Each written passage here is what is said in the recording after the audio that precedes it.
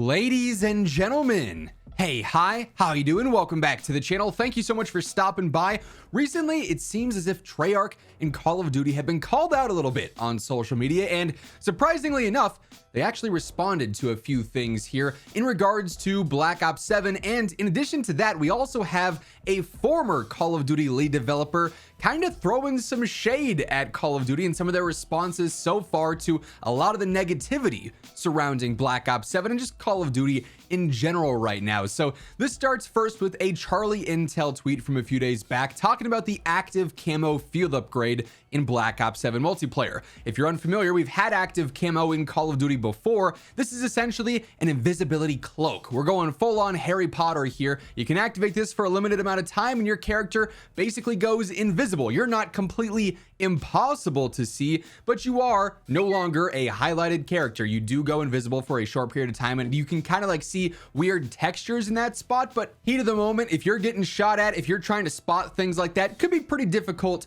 to actually engage with someone using active camo. So there's already been conversations about it. There's already been talks about it going, ooh, that looks like that could be a little bit broken. An exclusive ace responded to this tweet from Charles Intelligence saying, it looks decently strong relative to Black Ops 3 active camo based on the clips. I believe the first clip here is the decoy hologram, though not active camo, but time will have to tell. And to this, Matt Scrontz, who is actually the design director over at Treyarch, you've probably seen him in several of the B-roll clips I've been using on the channel, one of the developers that was talking in like their original direct videos and things like that, saying, yes, this first clip is the Echo Unit decoy.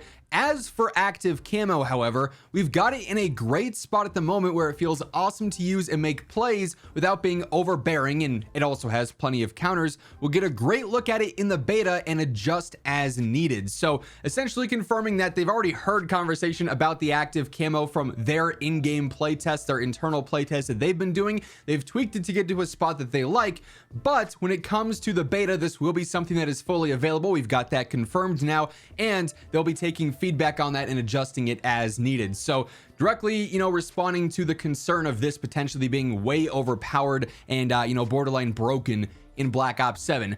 But that's not the larger of the responses here that I want to focus on mainly. So in response to Matt Scrontz responding to Exclusive Ace, responding to Charlie Intel, Rara ends up saying, I mean this so sincerely, if the community has pushback during the beta, can we expect changes at all to the game? Because I think the community feels every beta has not led to change in the past. It was more so of a demo or a pre-order push. I would love to see the beta all days be open. This is a pretty valid point here, I would say, considering Call of Duty's already done betas really close to their launch dates in the past. Even more so this year, the beta feels very late. Granted, we have a little bit of a later launch back in mid-November on the 14th, but that doesn't give them much time to do large adjustments based off of beta feedback. And I think this year, way more than in years past, obviously Call of Duty's already feeling the heat with Battlefield 6 really having a lot of success in essentially everything they're doing right now. And this beta will be directly compared and contrasted to the Battlefield 6 beta, where the devs were very responsive. We've already seen full-on community blogs from Battlefield talking about changes that they're making based off of beta feedback, pretty drastic changes in some cases. Weekend to weekend in the actual beta for Battlefield 6, they were making adjustments to modes, fixing some things here and there. And usually in a Call of Duty beta, we see some updates here and there. They'll adjust some spawns, they'll adjust a few things, but it's not anything too crazy ever. However, like I said, this year I feel like they're going to be judged especially harsh given the state of the franchise, and especially with Battlefield 6 on the rise. And so to Call of Duty and to Treyarch being called out here saying, are you actually going to listen to community feedback? Are you actually going to take these thoughts into consideration and make the changes necessary if there are some? And I'm sure there will be. Matt Scrontz says this: we've never shipped a beta and not either had considerable balance changes and fixes while the beta was still live. So that's that from weekend 1 to weekend 2, they're making some balance changes, they're making some fixes there, or on the road to launch after the beta. So too long didn't read, although that wasn't very long. Yes, there will absolutely be changes between the beta and the launch. So he is directly confirming that from the Black Ops 7 beta to launch, they are going to make adjustments based off of community feedback. Again, as I just said multiple times, this is going to matter in this year in particular far more than in years past. It's always been important to go off of beta feedback and adjust things as necessary, and they've done so to an extent. You have some years like the Modern Warfare 2 beta where Infinity Ward was kind of pushing back on community feedback, saying, yeah, we don't really need all this stuff in the game. We'll try it and see how it goes. But like, they certainly weren't aligned with the community values there at certain times. We have other years where MW3s is maybe a little bit more productive in things, right? So we're gonna have to see how this plays out, but Battlefield 6 and the devs there are kind of setting the example for transparency, dev interaction, communication in general. Call of Duty's been lacking in that front for a little bit now, so the pressure is on, and them being directly called out and actually responding to this. Usually, the devs aren't always super, interactive on Twitter at times like this before the game's out and everything, but directly confirming already, yes, we're gonna see large changes from beta to launch is something that we're probably just gonna keep harping on, and we're gonna, bring this tweet up a lot, I'd imagine, in the coming months here as we see Black Ops 7 evolve. But a really interesting perspective there. That's not all when it comes to dev responses though, and this one's a little bit spicier because this next bit of info I did want to touch on relates to a topic that we actually just covered the other day in a full video, because Treyarch actually did finally directly address why Pick 10 is no longer in Call of Duty, why it's not specifically coming back for Black Ops 7. And in this, they essentially said, we haven't gone back to Pick 10 because we're not convinced it's better than the current created class in Gunsmith system. Kind of a weird answer. They went on to explain that Pick 10 is a little bit more complex than they'd like, kind of saying that they don't think the Call of Duty player base is involved enough, or I guess bright enough in all situations to fully go through and utilize Pick 10 is kind of what it came across as. But to this, Greg Reisdorf, who previously was the creative director at Sledgehammer and honestly did a fantastic job when he was at Sledgehammer, specifically through MW3, just responded with all lowercase LOL, which already, just saying that, the all lowercase LOL is very subtly, annoyed, laughing, kind of making fun of the situation, right?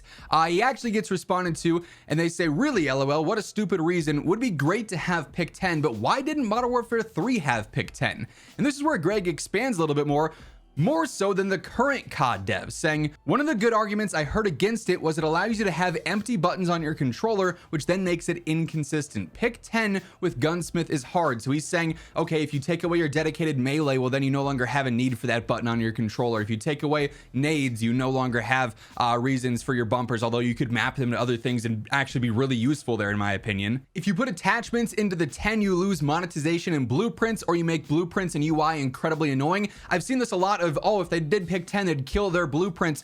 I actually think I'm in the boat of it, make it easier. That's sort of where I stand. You could build blueprints out with 2 attachments or 3 attachments and actually have them be a little bit more streamlined. They wouldn't change look and feel as much if you were to adjust those typically non-meta builds. Like the blueprint builds always suck in this game. The pre-built ones, they might look awesome, but then you change the attachments so the gun's actually effective and it looks nothing like what you purchased, which I still think is one of the dumber things. Greg rounds this up by saying, if you don't include them, then you have more of like a Pick 8-ish, and then you also have to deal with field upgrades. Now, it's crazy that a former Call of Duty developer just gave us a way better, more insightful answer than the official COD developers on the current game that's about to come out.